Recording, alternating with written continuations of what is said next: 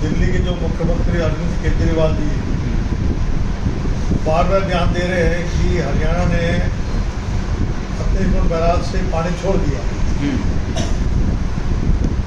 दूसरी बार दफा मुख्यमंत्री बने, उनको इतना ज्ञान नहीं है कि फतेहपुर बैराज को डैम नहीं है, वहाँ कोई स्टोरेज की कैपेसिटी नहीं है। वो केवल डिस्ट्रीब्यूशन करता है, पानी डाइवर्ट करता है, जिसका 1/4 पानी जाता है यूपी में और 2/3 पानी हरियाणा और दिल्ली को, और दिल्ली से फिर आगे फिरोजबाद होता हुए आगरा कनाल में जाके मिल जाता है। तो अपनी जो है नाकामी को छुपाने के लिए उन्होंने वाटर स्टॉर्म ड्रेनेज जो वाटर जो होता है, स्टॉर्म ड्रेनेज वाटर है, उसका उन्होंने कार्य नहीं कराया। उन्होंने नालियाँ साफ नहीं कराई, सीवरेज का उन्होंने प्रॉपर बंदोबस्त नहीं किया, क्योंकि फ्री की बिजली और फ्री का पानी जो उन्होंने फ्री की बिजली, उससे आज दिल्ली का जो इंफ्रास्ट्रक्चर है वो चरमरा गया। और इसके लिए बीजेपी भी दोषी है, क्योंकि 15 साल कॉर्पोरेशन में कौन रहा? बीजेपी रही, से कांग्रेस का रहा था।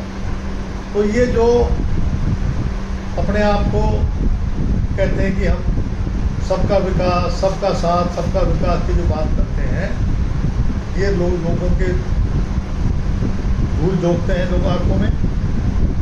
भारतीय जनता पार्टी के पास एक ही मुद्दा है। क्या मुद्दा है? हिंदू मुसलमान, पाकिस्तान का।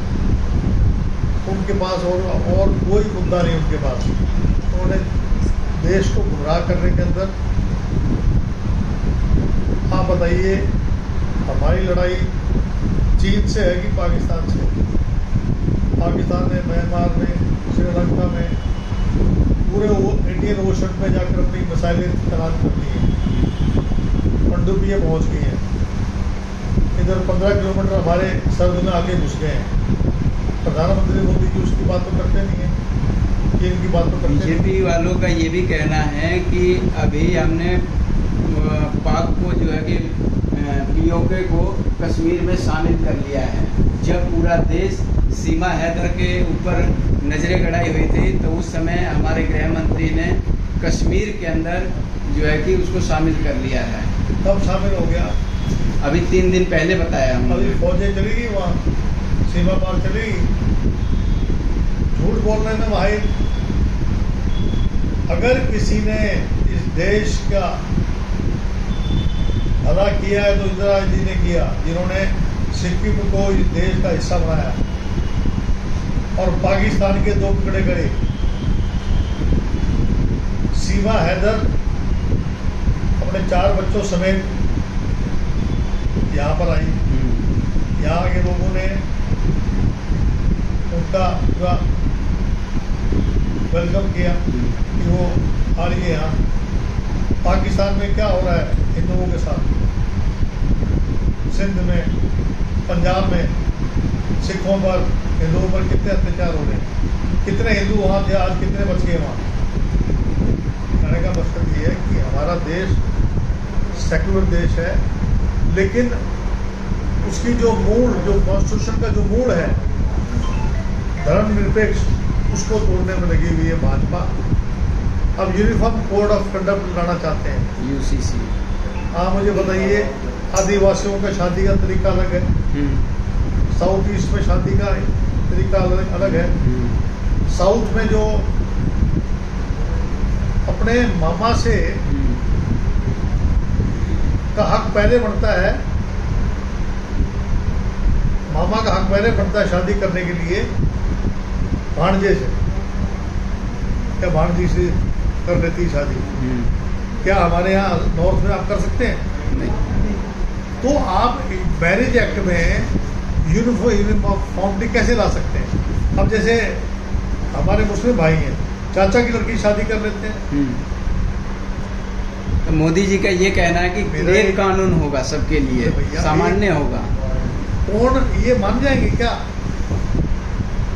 आदिवासियों में क्या है? मणिपुर में क्या है, वहाँ पर महिला प्रधान होती है घर की, जमीन जो सबसे छोटी बेटी होती है उसके नाम जमीन होती है मणिपुर में या मिजोरम में, साउथ नॉर्थ ईस्ट में एक जगह है।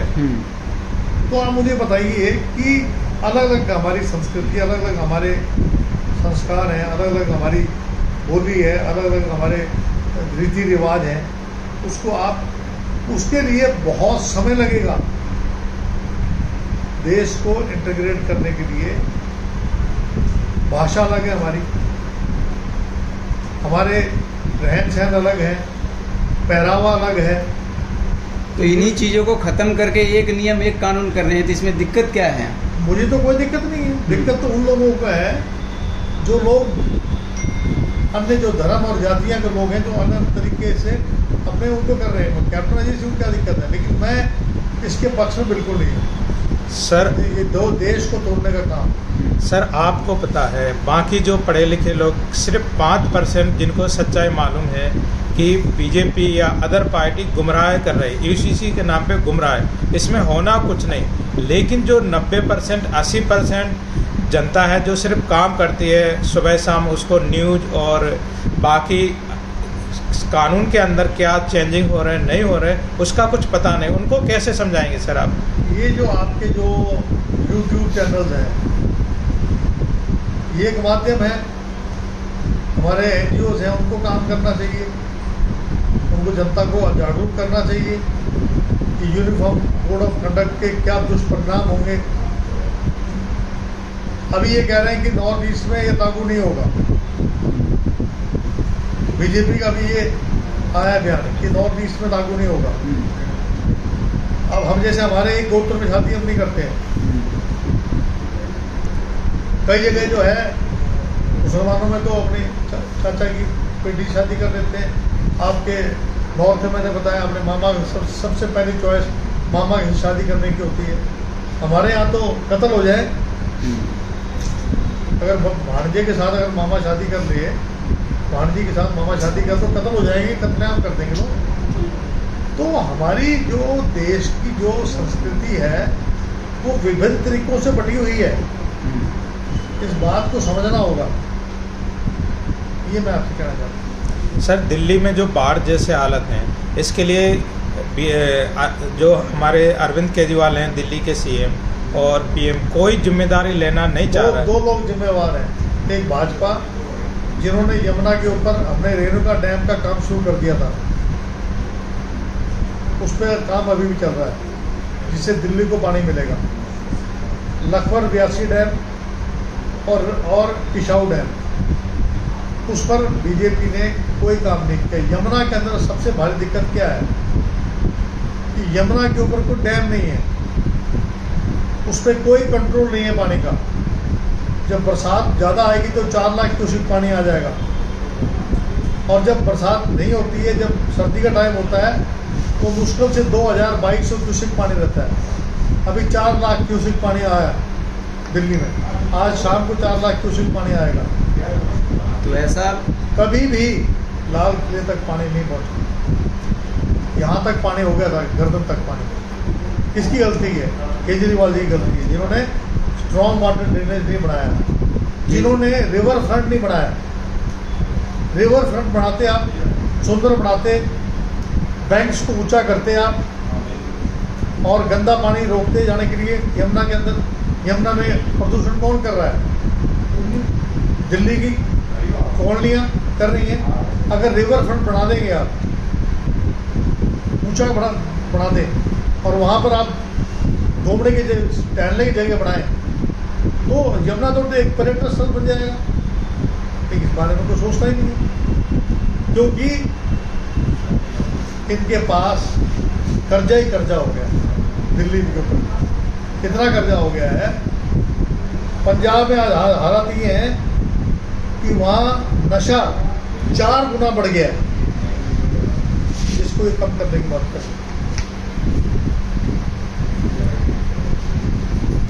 अरविंद केजरीवाल जी का ये भी कहना है कि जो ऐसी आपदा जो अब आई है वो पिछले 41 सालों में कभी नहीं हुआ। अरे भैया, अगर आई है तो आपकी तैयारी क्यों नहीं थी? ये कोई बहाना थोड़ी ना है कि 40 साल में नहीं आई तो आगे नहीं आ सकती। आपको तैयारी रखनी चाहिए थी, आपने तैयारी क्यों नहीं करी आपने? और उनका ये भी आरोप लगाया जा रहा है कि हरियाणा जो है कि पानी छोड़ रहा है, इस वजह से दिल्ली में ये स्थिति पैदा हुई है।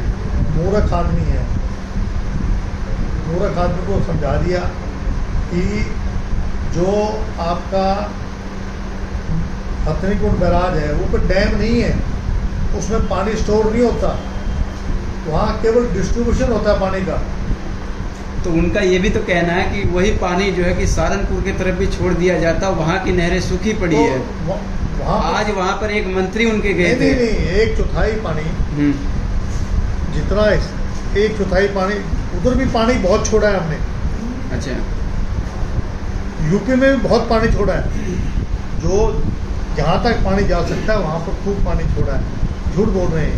आज उनके एक मंत्री गए हुए थे हथनीकुंड बैराज पे, और वहाँ पर जा करके उन्होंने लाइव दिखाया है कि दिल्ली की तरफ सारा पानी छोड़ा जा रहा है। नहीं, ऐसा कुछ नहीं। मैं तो सिंचाई मंत्री रहा हूँ, वो एक